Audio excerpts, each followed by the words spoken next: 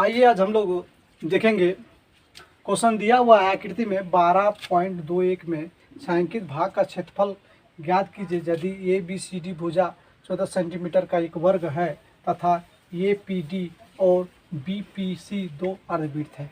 देखिए यहाँ पे क्या दिया हुआ है, ए बी सी डी एक वर्ग है जिसमें दो अर्धवृत्त दिया हुआ है, ए पी डी और बी पी सी है ना। और जो छाया किया हुआ ना उसका हम लोग को क्षेत्रफल निकालना है।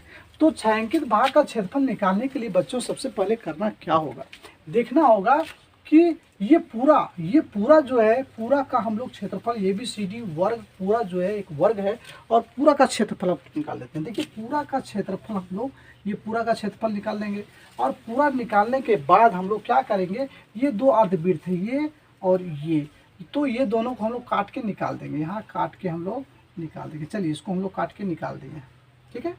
क्या किया, काट के निकाल दिया। तो ये जो बच गया अब क्या बचा, ये जो छाया किया वही ना बच गया सर। तो इसी का क्षेत्रफल निकालना हमको। तो करना क्या होगा, सबसे पहले दिया हुआ है हम लोग को कि ये बी सी डी वर्ग का क्षेत्रफल, वर्ग का क्षेत्रफल बच्चों आपको जानना होगा कि वर्ग का क्षेत्रफल बराबर होता है भुजा स्क्वायर। क्या होता है, भुजा पर स्क्वायर। तो भुजा स्क्वायर होता है, तो हम लोग भुजा स्क्वायर यहाँ पे दे दिए। तो भुजा कितना है, 14 सेंटीमीटर का है, तो 14 सेंटीमीटर हम लोग दे देंगे। इस पर क्या है, स्क्वायर है तो स्क्वायर देंगे। यहाँ पे क्या होगा, 14 का 14 से हम लोग गुना करेंगे तो क्या होगा, 196 सेंटीमीटर स्क्वायर होगा, ठीक है। उसके बाद इसका जो है ये जो भुजा है इसका कितना है, तो 14 सेंटीमीटर है। तो इसकी त्रिज्या कितना होगा, अर्धवृत्त का त्रिज्या, तो हम लोग निकालेंगे प्रत्येक वृत्त की त्रिज्या। प्रत्येक वृत्त की त्रिज्या कितना हो जाएगा, यहाँ 14/2 हो जाएगा, काट देंगे कितना हो जाएगा 7 सेंटीमीटर, ठीक है। अब 7 सेंटीमीटर हो गया। अब दो अर्धवृत्तों का क्षेत्रफल निकालेंगे। क्या लिखेंगे, दो अर्धवृत्तों का क्षेत्रफल।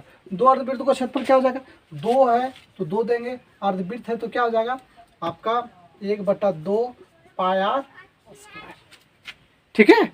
आप देखिए 2 और 2 कट गया, क्या बचेगा बच्चों, यहाँ पे बचेगा पाई आर स्क्वायर। तो पाई बराबर कितना, 22/7 गुने आर बराबर 7 गुने 7, 7 और 7 खत्म हो गया है ना। अब क्या बचेगा यहाँ पे 22 गुने 7 बराबर यहाँ पे हो जाएगा आपका 7 9 14 के 4, हाथ में 1, 7 9 14 1 15, 154 सेंटीमीटर स्क्वायर, ठीक है। उसके बाद आप लोग जल्दी से इसको नोट डाउन कर लीजिए। अब हम लोग क्या करेंगे, छायांकित भाग का क्षेत्रफल, छायांकित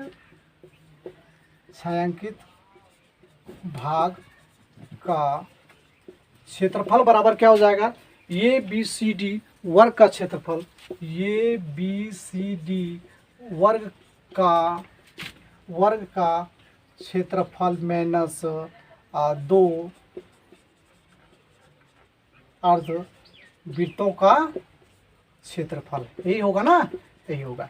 तो हो जाएगा 196 आपका एबीसीडी वर्ग का क्षेत्रफल आया था और उसके बाद 154 आया था, ठीक है। इसको हम लोग क्या करेंगे, घटा देंगे, कितना आएगा 42 सेंटीमीटर स्क्वायर।